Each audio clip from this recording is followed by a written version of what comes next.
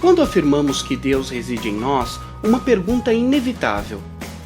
Como nós, seres de origem animal, tão distantes de Deus, poderíamos possuir algo tão perfeito como o próprio Deus dentro de nós? Como seria isso?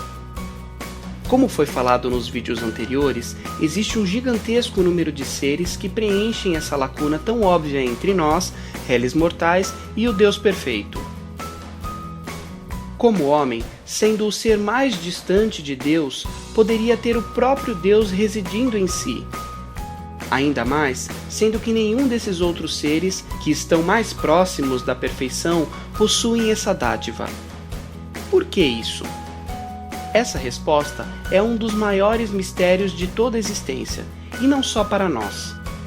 Deus é tão misericordioso que decidiu por meio do seu livre-arbítrio que se autodoaria, fornecendo uma fagulha de si próprio a cada um dos seres de vontade mais distantes dele, ou seja, os mortais evolucionários. Essa fagulha é conhecida no livro de Urântia como monitor divino ou ajustador do pensamento. Mas mesmo com esse nome, ele não comanda os nossos pensamentos. Ele apenas nos faz sentir essa presença inegável de Deus em nossas vidas, além de nos ajustar e nos ajudar a reconhecer os valores divinos, entre outras coisas de valor superior.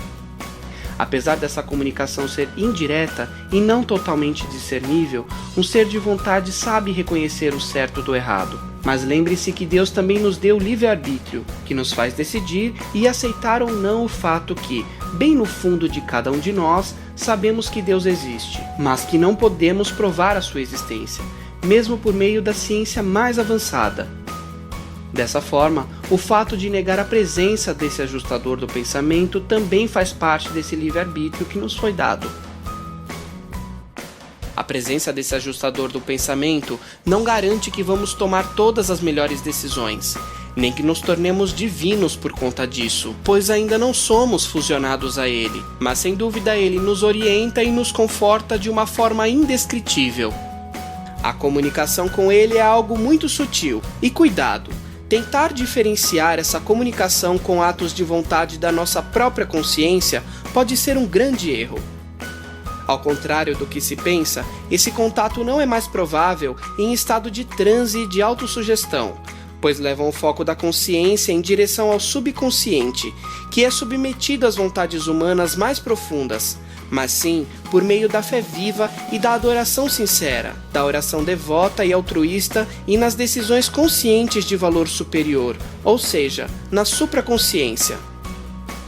Para compreender melhor o que é o ajustador do pensamento, temos também que entender a nossa própria composição. O homem é composto por corpo material, mente, personalidade, alma e espírito. E vamos ver rapidamente o que é cada um deles. O corpo material, como sabemos, não segue conosco na nossa carreira ascensional. Quando há morte na carne, o corpo fica no planeta de origem, do qual apenas foi tomado emprestado para servir como um veículo transitório de vida nessa nossa forma de matéria-energia que estamos atualmente. A mente é o que retrata fielmente a colheita das decisões temporais que o eu mortal está fazendo. Não é o que a mente compreende, mas o que a mente quer compreender que importa. Não é o fato que o homem seja consciente de Deus que o leva a ascender no universo, mas o fato que ele aspira a Deus. A personalidade é a única realidade invariável em meio a uma experiência constantemente mutável na criatura.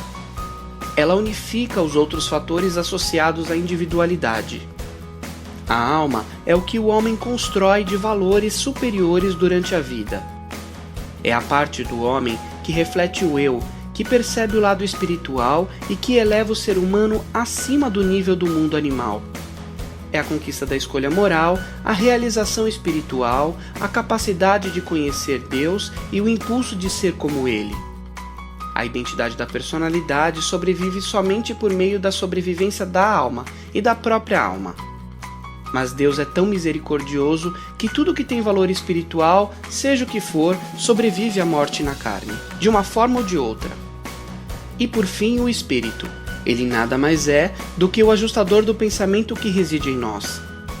O fato do ajustador do pensamento residir em nós é algo realmente divino, mas uma possível fusão com o ajustador do pensamento é sim uma das mais belas coisas que há em toda a existência.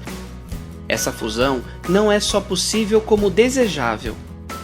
Nesse processo, o desenvolvimento de uma alma é fundamental, ou seja, do que construímos durante a nossa vida. Falar de Deus é o assunto mais complexo de toda a existência, mas para entender um pouco mais, a leitura e a participação de grupos de estudo são fundamentais. Usufrua de seu ajustador do pensamento. Perceba que Deus realmente reside em você. Compreenda o quão maravilhoso é ver um mortal sendo orientado por seu ajustador, fazendo a vontade do Pai e se construindo para um futuro maravilhoso e cheio de experiências.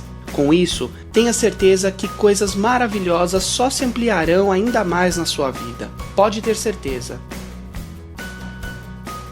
Tenha uma ótima leitura e até o próximo vídeo.